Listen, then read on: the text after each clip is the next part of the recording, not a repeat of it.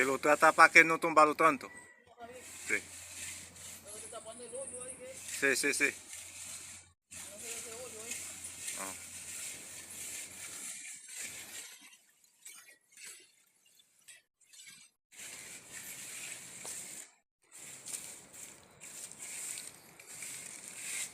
Ese es mi trabajo, lo hace. Hay que hacer de todo. Ahí está Rafael, está frotando. ¿Lo ven? Así se hace, así se hace.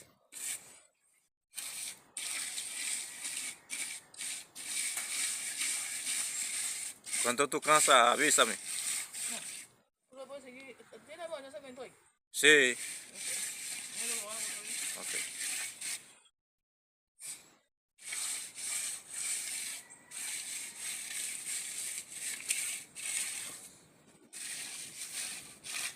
Porque hay una parte ahí que tiene un hoyo. ¿Cuánto, Tienen hoyo ahí. cuánto tú llegas? Yo lo voy a enseñarte. Para cuánto el agua se viene. No, ahí, cuánto el agua se viene. ¿Se va a caer para acá de una vez? Sí, está bien. Ahí, ahí sí. Está bien ahí.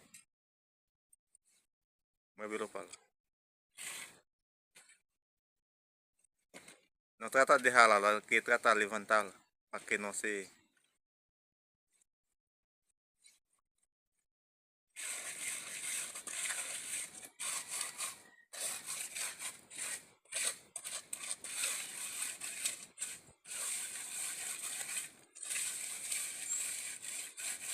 Aquí, aquí ese locato de arroz no solo tiene que conseguir.